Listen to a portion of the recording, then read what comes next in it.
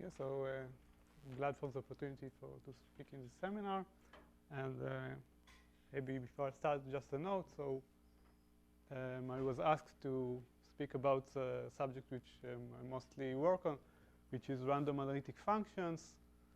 So it's not a very, I don't know, large, even with respect to the number of people that work on it. But I decided against giving like a general overview, and I just give a particular problem that we were working on. So this is my perspective. So if there are questions or if there is more interest, I mean, you can ask me, and I can talk a little bit about other things which are known in other contexts or different kinds of problems. So I want to talk about this logarithmic integrability of Rademacher Fourier series, and then give some applications to the random analytic functions. Probably it will be in the other direction. So I'll just first describe what are this random analytic functions. It's really not very difficult. But first of all, let's start just with analytic functions and just say very basic stuff. So let's say that we have an analytic function, say even an entire function that is given in terms of Taylor series. So I want the radius of convergence to be infinity. So I can ask all kinds of questions, but some of the most classical questions in complex analysis are with regarding to the set of zeros of this function. So let's say that we have the set of zeros ZF.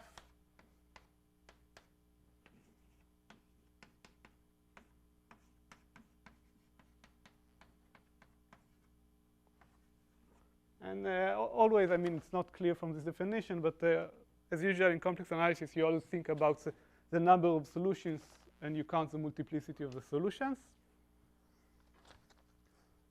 So you can ask all kinds of questions. The notation is a little confusing here. You want the A's for both those? Oh, yeah, right. Sure. Z would be better, probably. Unless it will be very, very unique, right? If there are zero or something. So let's say there are all kinds of questions one can ask. Let's say that the basic question that I want is to count the number of zeros. And there are all ways to count the number of zeros. So let's say that I want to count the number of zeros in the disk.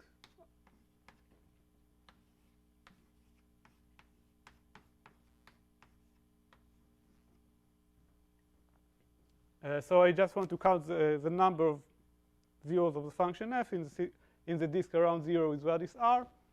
And again, I count it with multiplicities. So here we have a very classical result. We tell us how to count these zeros in terms of the values, how to count the number of zeros in terms of the values of the function f. So it's kind of difficult to work with this non-smooth function, counting function n of r. So we first smooth it by defining the function capital N of r, which is just the integral of n over t.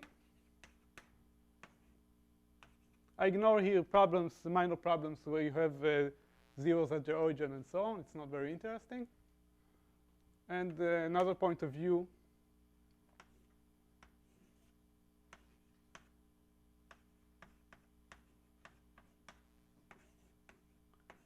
you can see it as a sort of linear statistics, singular linear statistics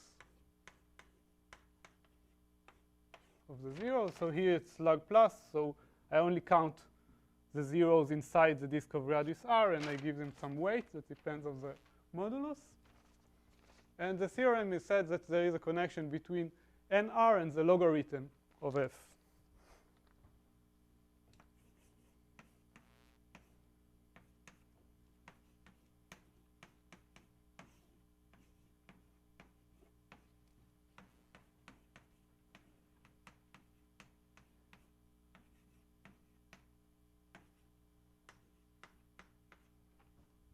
So I mean, this is almost the case, so I have to take care also for the value at 0. I mean, because we know that if there are no zeros, then we have the mean value property. So the average of the logarithm, just the value at 0. Okay. So now, if there are all kinds of, I'm not going to talk about, there are all kinds of questions that give quantitative estimates for this capital N of R, depending on all kinds of things that you can do, called the Nevalina theory, value distribution theory.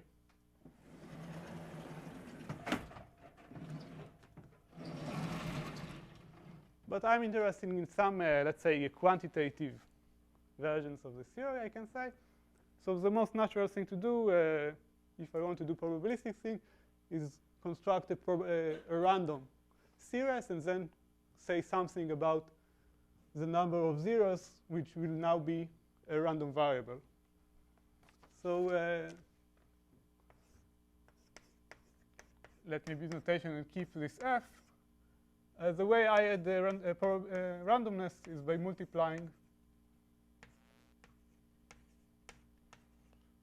back psi n.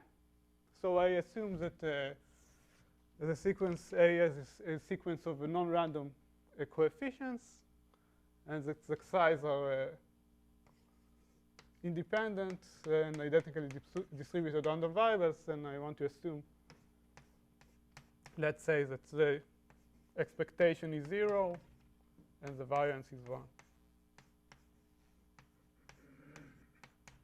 1. In general, they can be complex.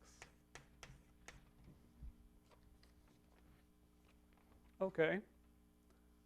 So let's say what is the most the basic thing that we can ask about this random variable N of R. It's, let's say, what is the expectation. So let's ignore this this term, which is not so important.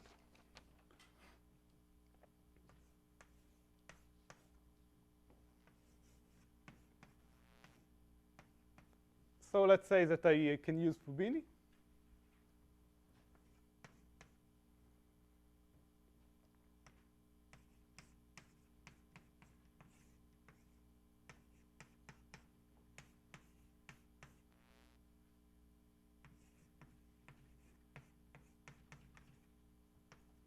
I should put a question mark.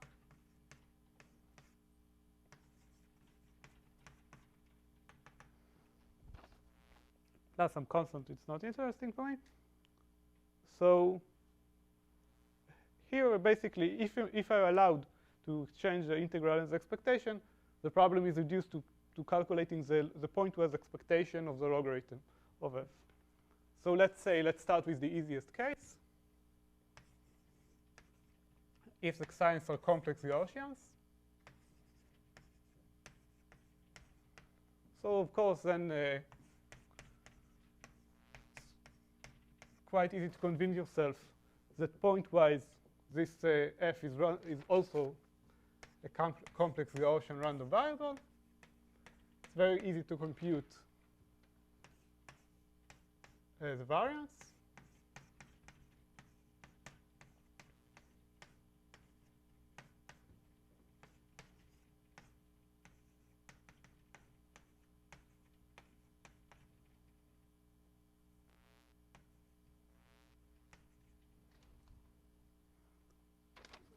So if I just normalize, let's call this function a sigma f of r.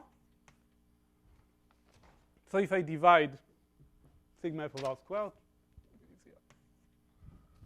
so if I divide by sigma f of r here and multiply and take it outside, I get here just the expectation is the logarithm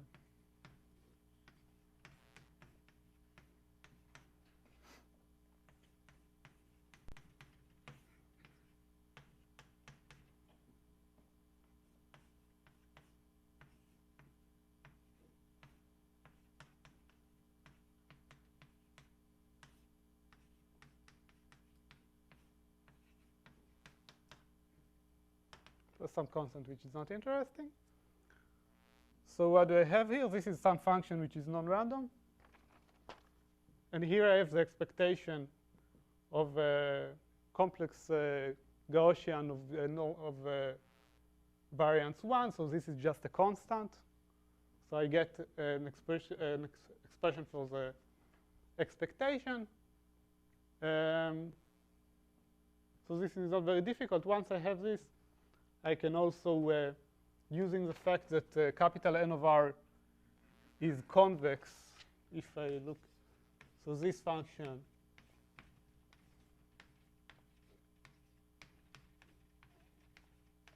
are convex. So I can also use differentiations to get get values for this small n of R using differentiation.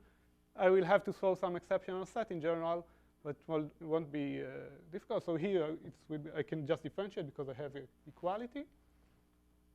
And in the same way, if I look at powers, I can also find this one? That one? Yes, it's just a constant, because here what I have a complex Gaussian with variance 1. So expectation of logarithm is just a constant. I integrate over something. If I do it for powers in the same way, I can show that I have a almost true convergence of an R and so on, and I can do more fancy stuff if I want to. So what is? Here. Just the variance, the point variance. So I mean, if this was complex Gaussian, this would be the end of the talk. But the problem here is this. Here I used in a very strong way the Gaussianity. Basically, I have here singularity of the logarithm. I have to know something about the small values of f, that this thing doesn't behave very badly. For Gaussians, this is very easy. So let's say now we want to consider another problem.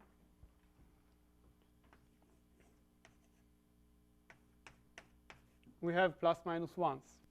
So I'm not going to give a general background. In general, if you have, instead of Gaussians, you have random variables with density, you can do more clever stuff, which is similar to this stuff, and justifies this exchange of expectations, sort of. But in case you have a plus minus ones, so let's say you think about polynomials. If we have a polynomial with plus minus 1 coefficients, there could be a situation where the function vanishes with some non-zero probability.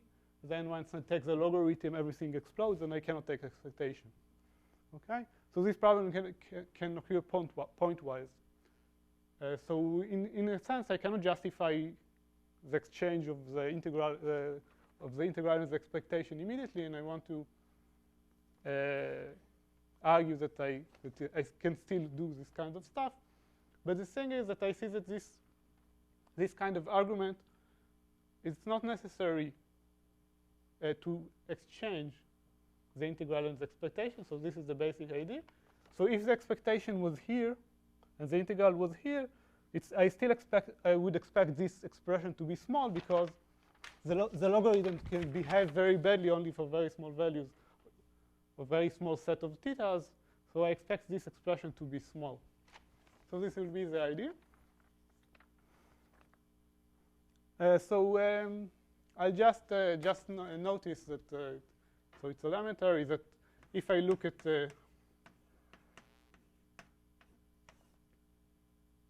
this series, let's say I fix R,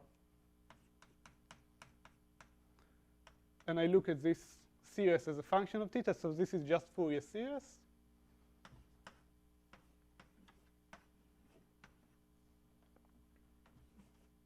I will write it with the same B, but it's never mind. And we have that the sum of Bn squared is 1. This is a normalized Fourier series.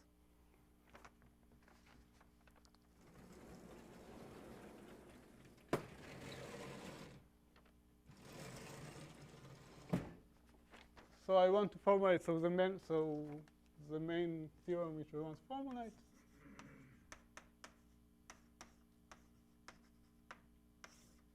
so this is a joint work with Fedor Nazarov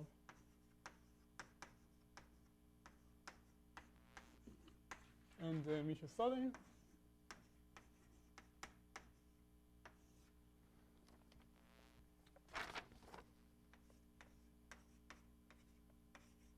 Is that for any p,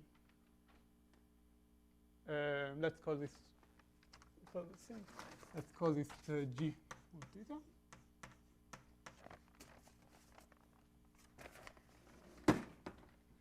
For any power p, we have the following.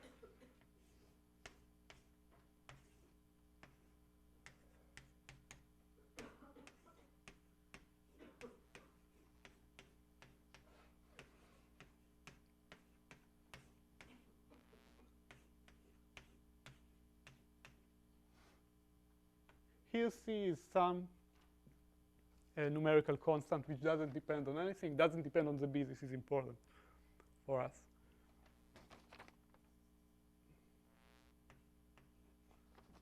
So basically what I'm saying is that I can control this. So if there's a question about the statement, what I'm saying is that I can control this term even if the expectation is outside of the integral in sort of a uniform way, which doesn't depend on the coefficients. This is very important for me because later I want to say theorems which doesn't assume any kind of regularity conditions on these original coefficients here. So the power is useful in case I want to study the almost sure convergence of the random variable. So what I know, so the question, what is true for Gaussians, right? I mean, first of all, for Gaussians, instead of 6, you have here 1, okay? In case of plus minus 1s, it is possible to show that it's not true for 2 minus epsilon, okay? So 2 is probably the right answer, but so this is what I would guess is the right answer.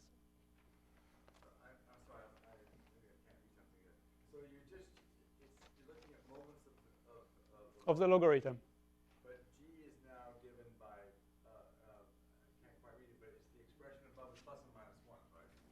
This is so it's just Fourier series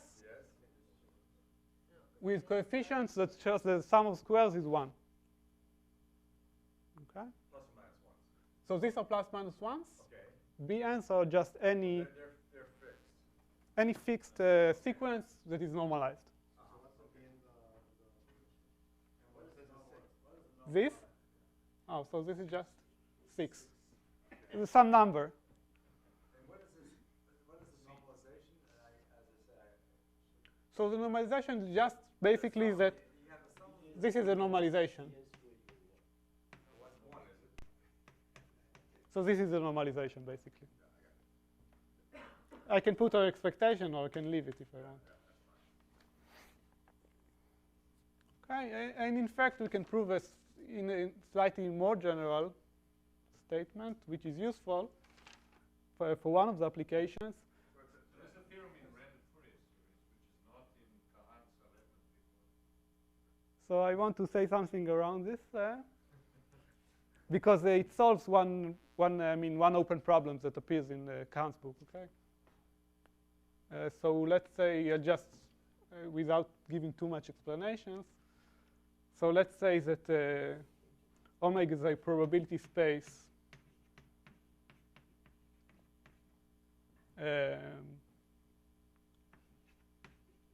where our plus minus 1s are defined. And let's say that we have some function b. So I will explain this real constant in a moment. So this is so-called the random constant. By constant, I mean that it doesn't depend on theta. So the whole theorem holds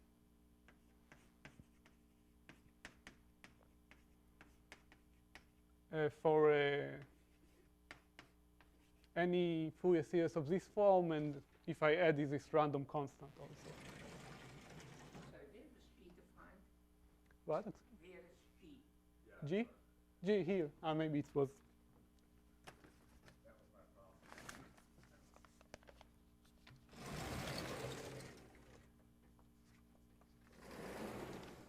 This guy is G. So since this is the main character, it should be fine. So is this sharp?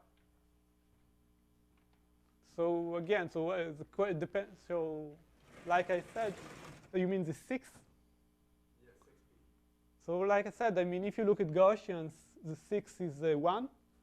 Can we replace? This is very easy. And in this case, I can show that for 2 minus epsilon, this is already not true. I can find counterexamples. Okay. And I believe that 2 is right. Is the right. The 2 is correct. I believe so, but I mean 2 is not too far from 6, like they are close.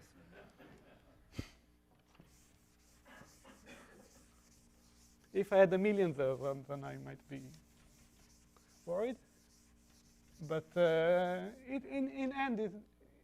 the end, it's not really important. It just adds to all kinds of logarithmic error terms, the powers of logarithmic error terms. So just since it was asked, so why is this view useful? First of all, this weird condition is for the following reason. So if there is no condition, so you may ask, I can just pick the following bad situation.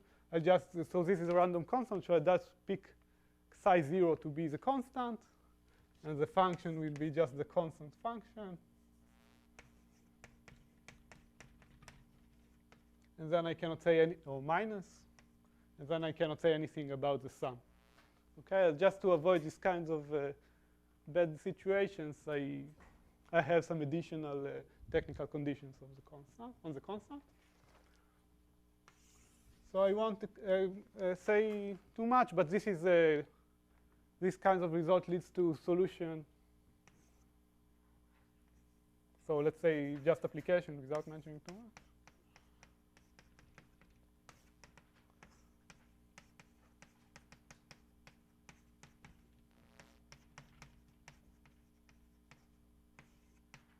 So Kahan asked the following question. If you have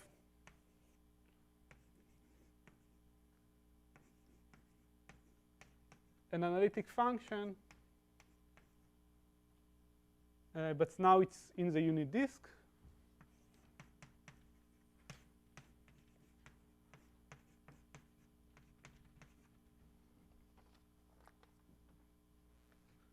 and you have additional condition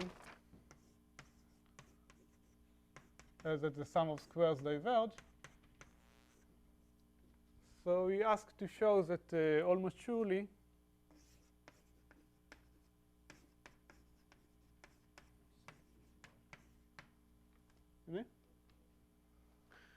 so we ask us, let's call it capital F, that the image of the unit disk is the whole complex plane. So there was a result. So in Kahan's book, he shows this for Gaussians. I believe that the original proof is due to Offord, which also basically shows that if you have density, then you can do it. And he said that one of the questions that for plus minus ones is if this is true. So this is like he said, this is a remaining question. So in particular, this kind of result solves this, and it even gives a slightly stronger statement, a quantitative statement of how many times do we take each value. What? That it can approximate other functions. I mean, it sounds. I haven't thought about this option, but it sounds plausible. But more than that is true, even so we can show more than that. So I don't know. So in particular, this answers this question. So the main thing here is that basically there are no regularity conditions. Maybe I should emphasize it. So if you assume all kinds of things about this sequence AN, for example, I don't know, monotonic.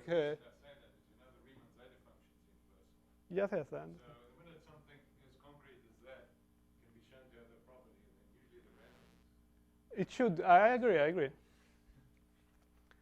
So if we have, I don't know, a monotonicity or something like that, even some weaker regularity conditions are enough, and it was there was all kinds of partial results by Murray and Offord and Jacob that gave this result, but we assume nothing basically besides this condition, which is necessary in this situation. His question was for whether things are plus minus 1? What? His question was for what? Kahan's question. Kahan's question was for what can you say about plus minus ones. So after you prove plus minus ones, it's actually you can prove it for basically any coefficients. In sense, yes.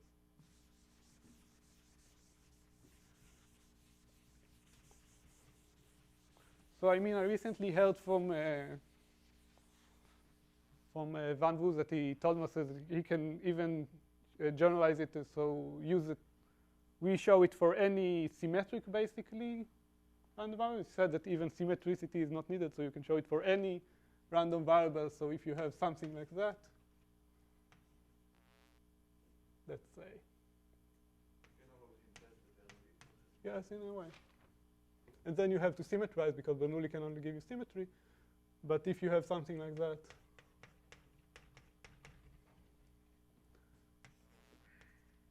so symmetric,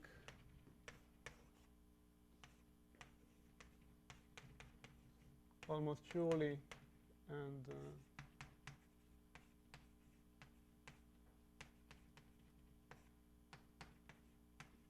so if you have this minimal conditions, and this is one. Okay, so this is one application. So the other applications are to the distribution of the zeros. So maybe I'll just say a word without writing too much, because it takes too much time. So one of the questions which we're interested in is how the zeros are distributed. So so far using this we can just count them, but then you ask how are they distributed in the complex plane. So the best equation is if the zeros are equidistributed in the complex plane. This basically means that if I count the number of zeros, so this is 0. If I count the number of zeros in this sector, it should be proportional. So this is R. So as R tends to infinity, the number of zeros in the sector should be proportional to this angle alpha. So there are all kinds of classical results of starting with in the 40s of Littlewood and Offord, and so there are also non-random, of course. I'm not even start talking about non-random results. So basically, there are two cases. If you are Gaussian, so you have density, then it's basically known. But if you have plus minus ones, they didn't have a precise equidistribution. They could say that it's sort of between two constants or something like that. And our results are sufficiently precise, so they give exact equidistribution for angles, and slightly more. You can even give sort of upper bounds for the number of real zeros, so but I don't want to go into that.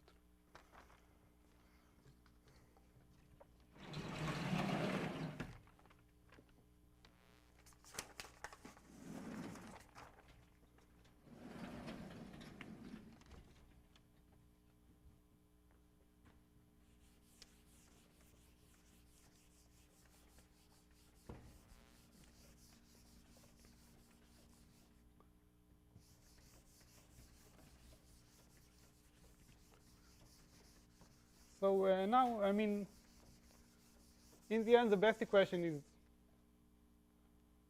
I think still the kind of the interesting one.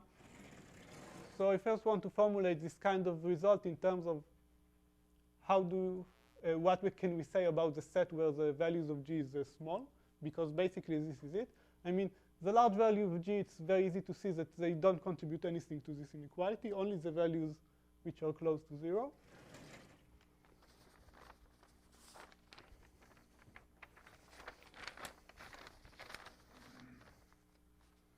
So just to make notation easier, just change the variables a little bit. So let's say that e of theta is e to the 2 pi I theta. And we have, so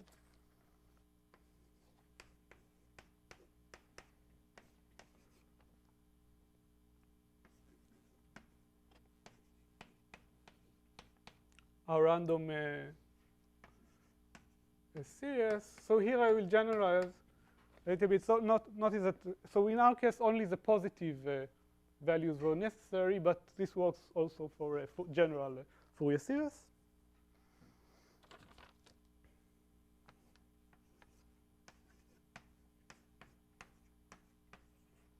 So let's assume in general that the sum of squares converge. So I first want to formulate this kind of result using a different language. So we had already the probability space omega.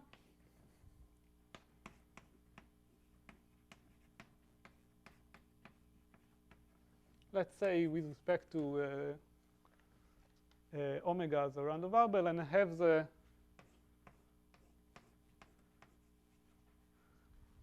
uh, 0, 1 or the torus with Lebesgue measure.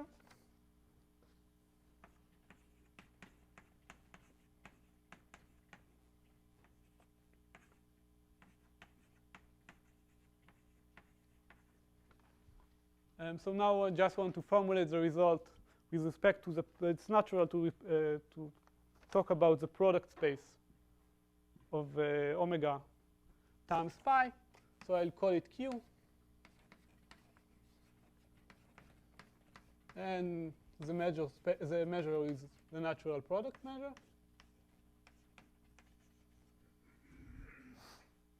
So if I want to formulate the theorem, is it if you want,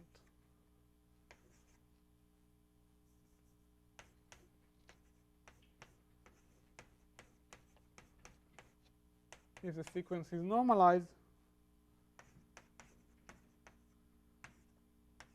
then the integral on the product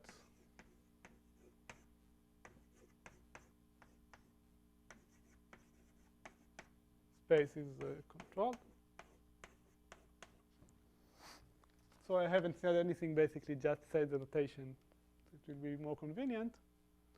So if I write it in terms of the small values of g, this basically says the following. I define, well, let's say delta smaller than 1 as a set E delta.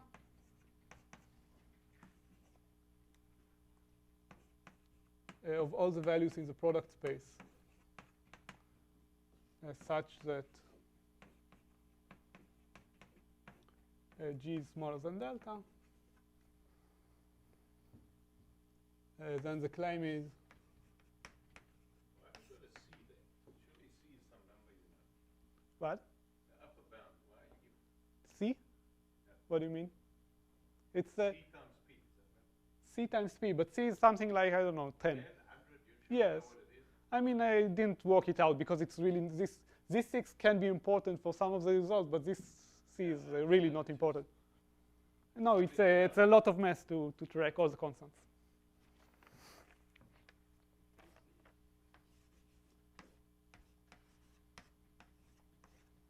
Maybe you need to write a book with cats and then every constant is supposed to be explicated.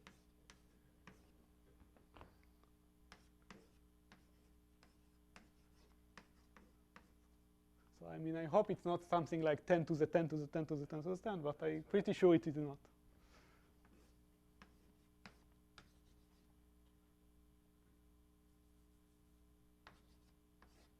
Okay, so if I translate it to the terms of the concentration of this G around 0 or something like that, it means that we have this type of singularity.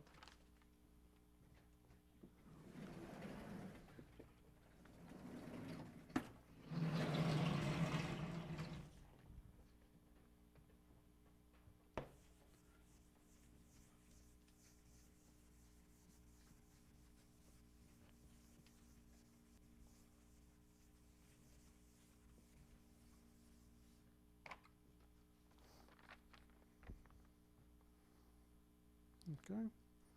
So now I want to explain what actually we prove. How do we actually get this kind of result? So one last reduction. So we actually, the main lemma that we prove is the following.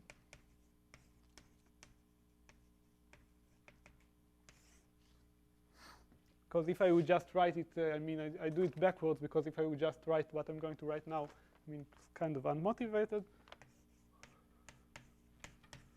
So I look at any measurable set E in a product space.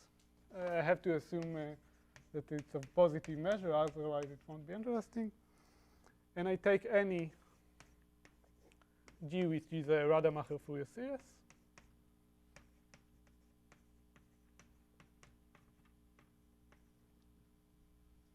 What we had here. And I say that the norm in the product space, just the usual integral,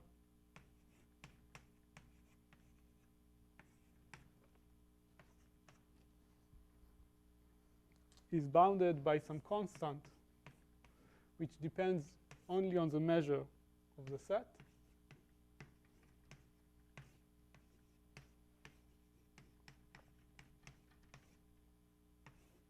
Times the integral of the restriction of G to this set. So this is a sort of distribution inequality or something, some fancy name for this type of functions. So what is important here basically is that it works for any measurable set. Then I can choose these kinds of set and get the results that I want. And that here the dependence is only on the measure of the set. So there is no dependence on the coefficients of G or on the structure of the set E or nothing like that, just on the measure of the set. So it's sort of a general result, and then I can pick the right sets which are convenient for me in this case. So, is there any question about the statement of this main lemma? Because I'll try to explain, how we try to prove this kind of thing.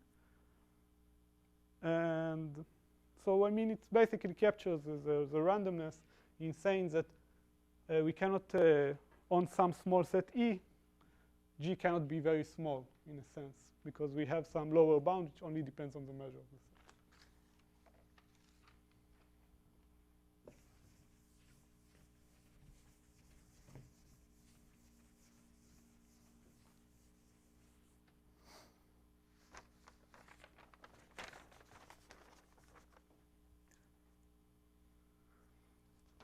So let me just presentation. So I'll try to explain part. So there's the 6 also. There's a 6 here. This is the same 6 that we get. So maybe I should say that. So how the proof goes? So the proof is sort of a iterative procedure. So I want to. So first of all, it's most complicated to prove for sets which are small. So hope it is clear. So if the set is very large, this is the easiest case. And basically in one step we can prove this kind of inequality, which is obviously, it's not true for general Fourier series, because we still use the randomness, right? But otherwise, there was some hole in the universe or something like that. But it's still sort of easy. I'll try to convince you. And if we start with a small set, the idea is to build a iteratively larger and larger set. And we lose each time in the iterative step that we run this iterative step, we lose a little bit at each step, but we don't lose too much, and this adds up to this term.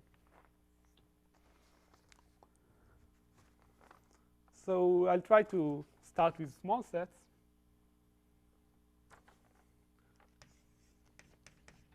Because it's a sort of a nice argument.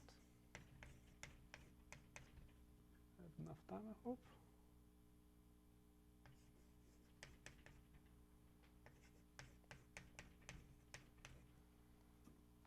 So I'll just write phi k for the product of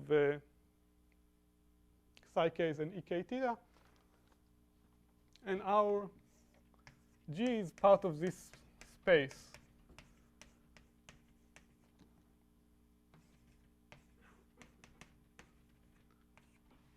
Which is the span, this closed subspace of L to Q.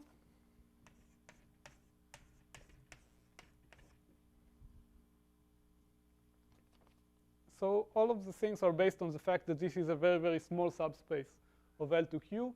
And the ideas in the proof are originating from ideas that are related to a lacunary Fourier series. So in this sense, lacunary Fourier series are a very small subset of subspace of the total space of Fourier series in the same way sense we have here.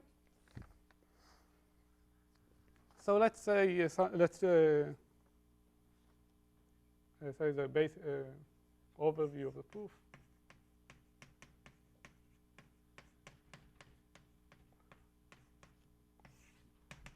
I can't really explain the proof, but maybe I'll start to say so. Let's describe what can we do if the measure of a set E is large. So the idea is the following.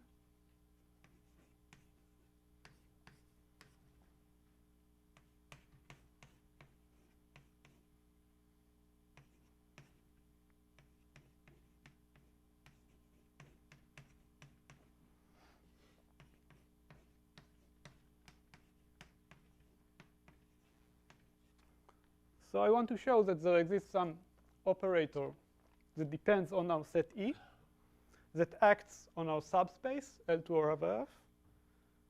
And it has the following properties, that I can write the integral over the function over our subset E in terms of something which depends only on the norm of our functions times the measure, plus something which depends on the operator.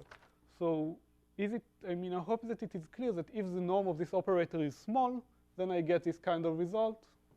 Let's say if the norm is smaller than the measure of E over 2, then I immediately get this kind of result. So is it? That's the definition of that operator. That's basically the definition of the operator. Yes. So if I have an upper bound for the norm and it's sufficiently small, then I immediately get this result, even with a much better dependence of the measure here. So unfortunately, this works only this. I mean, this if the measure was only always if the norm was always small, then we were done.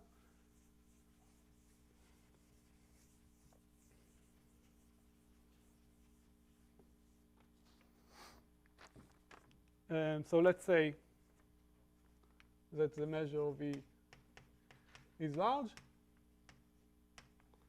Large, I mean close to 1. So basically, we have to find out what is this operator. What do we do? I mean, the only thing which is natural is to expand the left-hand side here by writing G.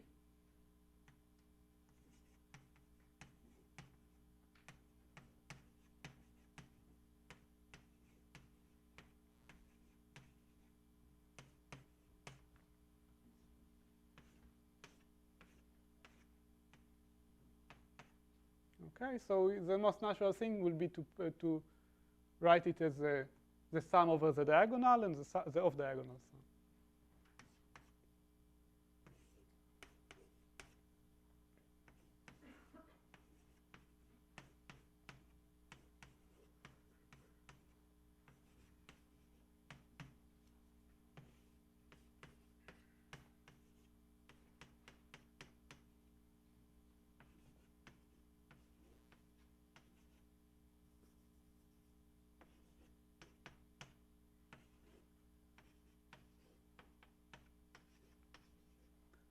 So this is, here it's very convenient for us that we choose plus minus 1s because this is 1 just 1. We have the Fourier basis times plus minus 1s is just 1. The sum is just the norm of G.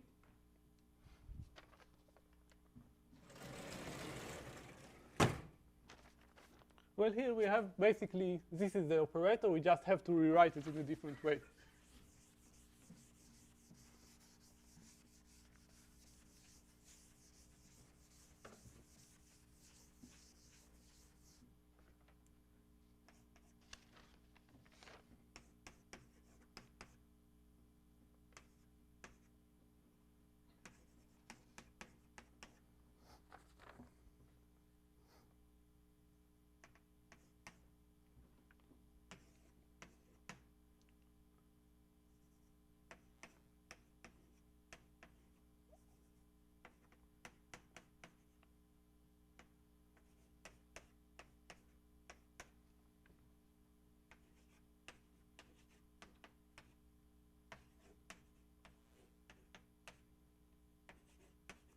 So since our functions are basically explained, but with phi k, I just explicitly wrote the matrix for the operator A in terms of these basis elements. So it's the following.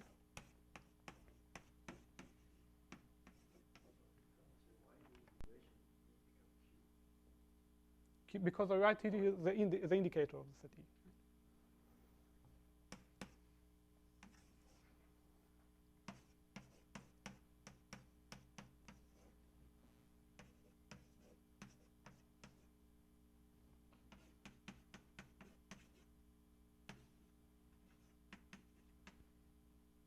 Okay. So the most so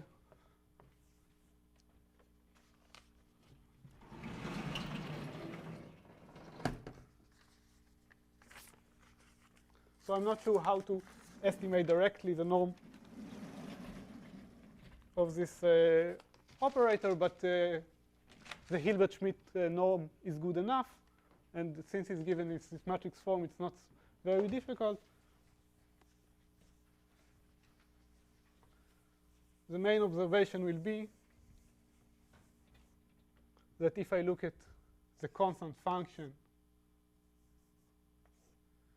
together with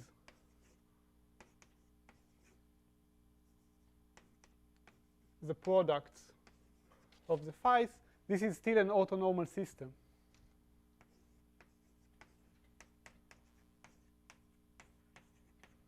So after I use Bessel inequality,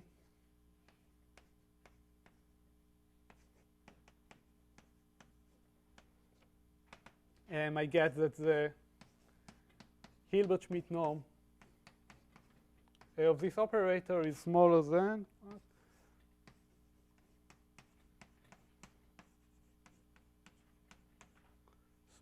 square root of the measure of E times the measure of E squared. Okay. Conveniently enough, this is small if the measure is close to 1. But notice that I mean that if the measure of E is small, that this is like square root of the measure of E. So, so we cannot extend this argument to small sets. So this will fail for sets which are smaller than a constant even.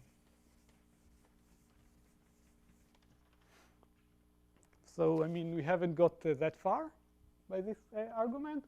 We can actually use more to say smarter observation, and in particular we can use the result actually from Erdős, Xiao, Pepper, so together with Antinous and Yin. So you have some bilinear Hintschen inequalities there, some paper about band metrics acid. So accidentally, this is what you do.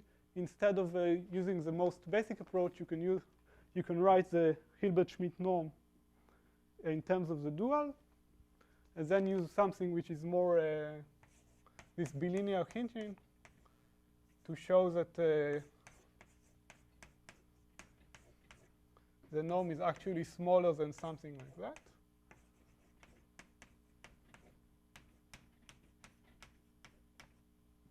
For any p. So if you look carefully, you see that this is much better because here the dependence, we are much closer to 1 than in the original basic approach. But it's still, what we basically need is 1 here. We need a power 1. So this will help us later, but I will not explain how. But it's still, basically you have to write the Hilbert-Schmidt norm using these matrix coefficients. Then you have to write it in terms of the dual, so supermum over all linear functional, something like that. And then you estimate it using this bilinear Hinton inequality. Maybe I write it.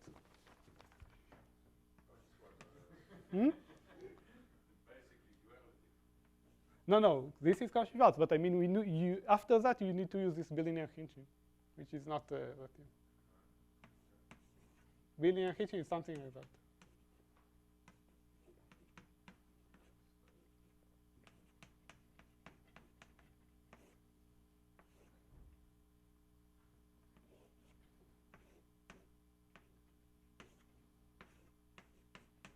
So like Hinton inequality says that all the norms are basically equivalent, the LP norms are equivalent if we add this plus minus 1 coefficients. So this is for the bilinear.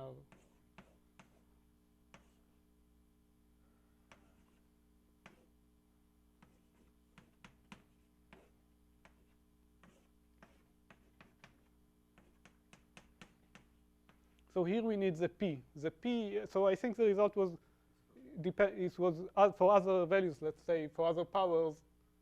So it was known as 4. So K linear is K. the? If instead of bilinear it's K linear, then it's K. Yeah, in the Hinton case. Right. So here the p contributes to the 6, okay? Somehow after all this. But it cannot, I mean, it cannot reduce this one. So it doesn't matter what you have here. It can't help you with this power, which is when you get stuck. So it's basically this p. So now we are stuck.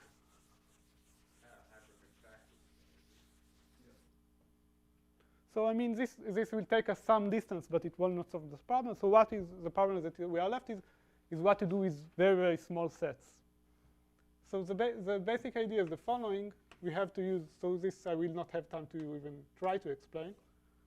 So you can't use better than Hilbert-Schmidt. I'm not sure. Maybe you mean the real norm? Estimate of the real? Could be. I don't know. So if there's an easier way around it, I'll be glad to hear. So I mean, I'll just describe what we do. I mean, that's also true. So let's say that we start with this set E. So basically, the challenge now is to find a larger set E where we still know something. So what do we know about the set E? Let's say that we know something about the integral. So the goal is the following. We want to find a larger set, E tilde, such that we still have some control. And what I'm saying about, I mean, this is like, I have like 5 minutes for it, but this is the whole argument is what I'm describing now. This is like I don't know, 80% of the proof.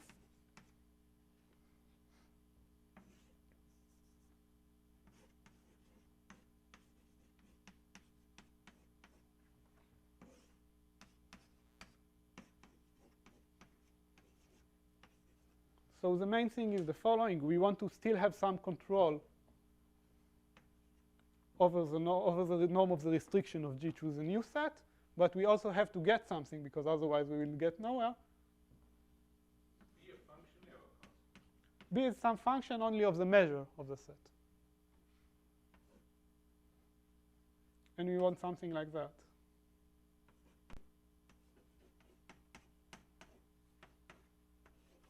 So here again, alpha is some function of the measure of the set. So at each step we want to get something, some function alpha, so alpha has to be sufficiently large.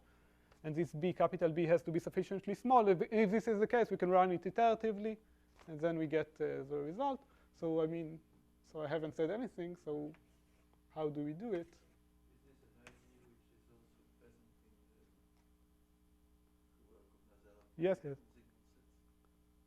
I'm not sure Zygmunt said, but it's on this lacunary series. This is the idea that appears out. So idea is the following. So I have some estimates, so I want to find a larger set. So the idea is the following. I look at sections. So I haven't described, this is obviously the circle, but I haven't described what are the axes. So I think about this is the theta variable, and this is the omega. You have to extend this substantially so there aren't many steps or something. Right, right. I mean, because I lose something at every step, so I want to do it very precisely. So I mean, there is I was asked about it, and I'm not sure what to say. If there is like a qualitative version of this, I'm not sure. Probably one can do it. So I look about on a single section. Okay, a single section, I can think about it as the deterministic Fourier series, and I want to extend the information from our set here to here. So basically, I want to say that I can control the norm of our function outside the set in terms of the norm inside the set. So for this, we have a tool which is known as Tura-Nazarov lemma, which does this kind of thing, but it only works for exponential polynomials. This is a lemma about lower bounds? Maybe I'll just state it, and then I think this will be the end.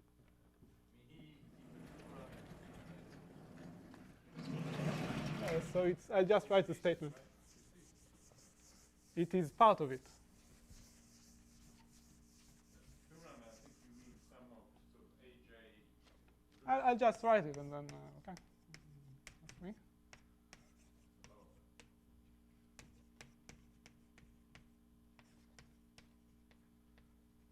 So the lemma is, I mean, it's useful in other contexts, so I won't try to justify its importance. Is related to the step of insert. To what? The step along insert depends on the Sure.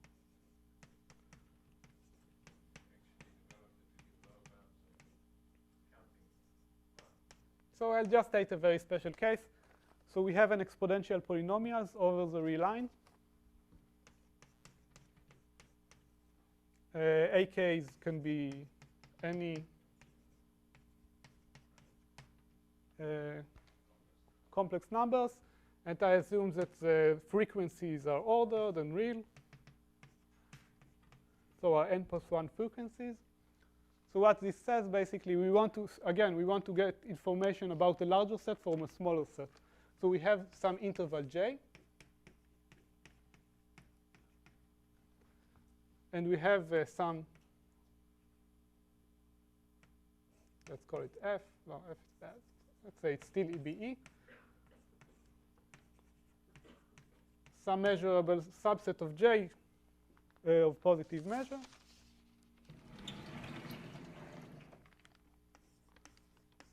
And then the L infinity version of this result says this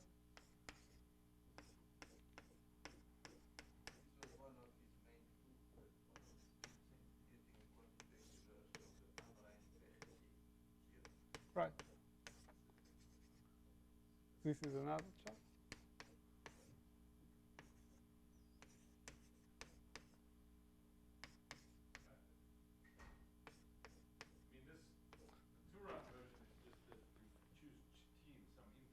E is in interval in Turan's case. And this is a slight abstraction. Yes, but it's very important because here you see its usefulness because I don't have any information. Initially, I don't have any information of the set E. It's not restricted to intervals.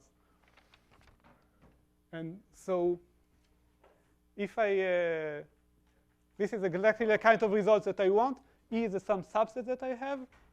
Once I have information on this subset, I have information on a larger set, which happens to be an interval. And I lose something along the way, so I have to control it. So the thing is that the last thing which I'll say is that our functions are not exponential polynomials. They are not close to be exponential polynomials.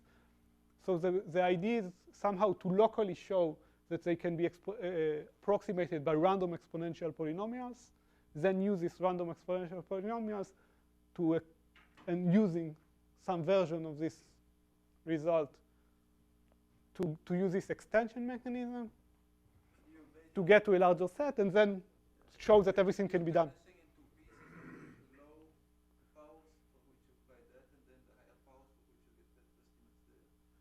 That's the case. So I mean, we don't have to partition it into cases. There is some how do you say it? Yeah, Fourier analysis that is involved in studying the frequencies, the so-called important frequencies that contribute to the estimate. So. You know this paper of Nazarov where he put a quantitative version of Zygmunt's theorem. So Zygmunt's theorem is about sets which have a certain. These are not exactly Lacunary sets, but they have the property that the differences of the frequencies. Right. Right. So there's a theorem of Zygmunt which tells you something along these lines. Yes, it's right. So, you know it. So he turned that into some quantitative theory. Right. So these ideas are kind of. They are very related. They are very related. Yes, it turned out that the methods are basically true in larger context. That you have some small subspace. That's what I tried to. So I think I'm already past my time. So thank you.